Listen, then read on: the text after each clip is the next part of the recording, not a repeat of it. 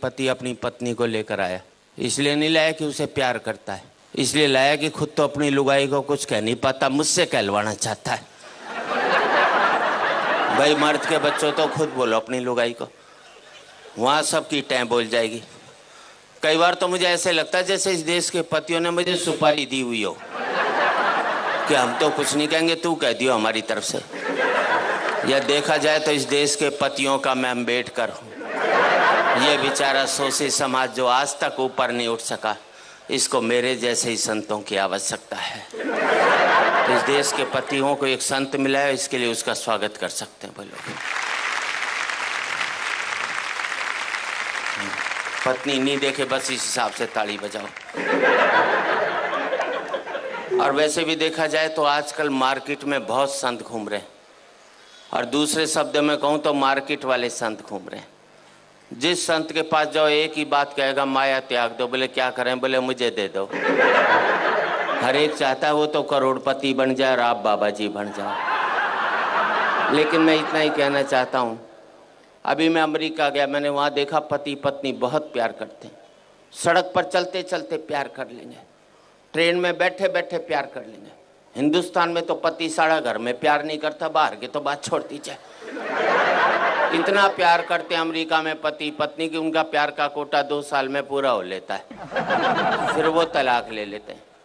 हिंदुस्तानी पति पत्नी सुबह प्यार करेंगे, शाम को माथा फोड़ लेंगे, तो जिंदगी भर प्यार का कोटा पूरा ही नहीं हो पाता। इसलिए हमारे यहाँ कहते हैं 7 जन्मों तक साथ निभाएंगे, क्योंकि हम एक जन्म में प्यार का कोटा पूरा नहीं कर सकते। हंसने की बात नहीं, आपको अगले जन्म में दूसरी लुगाई चाहिए, तो इस जन्म में इस वाली को खूब प्यार करो, अपना कोटा पूरा कर लो बस। भगवान अगले जन्म में दूसरी दे देगा, और नहीं कोटा पूरा करेगा तो 70 जन्म तक यही मिलने वाली है।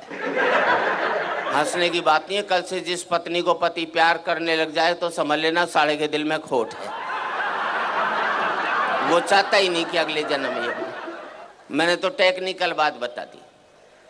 अच्छा, मैंने रिसर्च की कि इस देश में पति पत्नी से डरता क्यों? हमें जितनी भी ताकतें मिलती हैं सब औरतों से मिलती हैं। पैसा चाहिए लक्ष्मी जी के पास जाओ, बुद्धि चाहिए सरस्वती जी के पास जाओ, ताकत चाहिए दुर्गा जी के पास जाओ, आदमी के पास छोड़ा क्या? मेरे समझ में नहीं आया आज तक। हमारे शंकर भगवान विष्णु भगवान बिल्कुल खाली बैठे, एक पावर नहीं दोनों के पास में, जिसे कहते हैं ना मिनिस्टर विदाउट पोर्टफोलियो। इसलिए एक जाकर बेचारा पहाड़ पर बैठ गया, और कपड़े भी कितने दिए पहनने को, देखो इसे, गले में सांप और डाल दिया।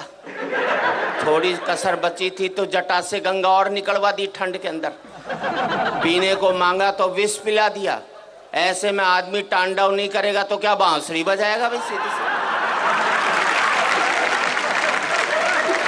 दूसरे को शेषनाग पर लिटा दिया, वो भी समुंदर में दूर दूर तक पीने का पानी भी नसीब नहीं हो सकता। अच्छा, दोनों बेचारे आपस में रोना भी नहीं रो सकते कि एक पहाड़ पर बैठा एक सागर में लेटा है, वरना दुखी पति आपस में बात करके मन हल्का कर लेते। एक हमारी जान को आ गया करवा चौथ का व्रत, पता नहीं लुगाई कब तोड़ दे।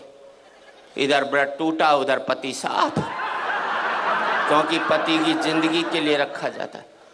इस देश में 100 व्रत ऐसे हैं कि पत्नी नहीं रखे तो पति की सेहत खराब हो सकती। एक व्रतशाला ऐसा नहीं बनाया जो पति नहीं रखे तो लुगाई के जुखाम भी हो जाए। तो हम तो बल्ला भी नहीं निकाल सकते। अभी करवा चौथ को घराड़ी बोली सोने का सेट दिला, मैंने कहा मैं तो नहीं दिलाता। बोले व्रत तोड़ू के? अंदर से रोटी ले आई, बोले ला रहा है कि अभी खाऊं? मैंने प्राण जाएंगे, ले आया। विदेशों में करवा चौथ के व्रत होते नहीं, इसलिए वहाँ तलाक हो जाते। अभी मैंने ब्याह की 25वीं वर्षगांठ मनाई, अमेरिका में होता तो 25वीं लुगाई की मना रहा होता, करवा चौथ नहीं होता ना वहाँ। हमारे यहाँ पति पत्नी तो रेल की पटरी की तरह, मिलो मत साथ जरूर चलना पड़ेगा। अलग इसलिए नहीं हो सकते कि बच्चे स्लीपर बनकर दोनों को जकड़े हुए हैं, ना इसको इधर जाने देते हैं ना उसको उधर जाने देते। अच्छा, इस देश में हर एक पत्नी पति को एक धमकी जरूर देती है। मैं तो बच्चों की वजह से टिकी हुई हूँ, वरना कब की निकल जाती। अब मैंने अपनी लुगाई से कहा, मैंने देख सारे बच्चे ब्याह लिए, अब तो निकल ले। बोले ना जरा पोते का ब्याह और देख लो, उसने कभी नहीं निकलना। और मैं आप सबसे एक ही बात कहना चाहता हूँ, जिन परिवारों ने ये बच्चों के स्लीपर मजबूत रख लिए वो पति पत्नी इकट्ठे रह गए, जिनके ये स्लीपर कमज़ोर हो गए वो पति पत्नी भी अलग रह गए।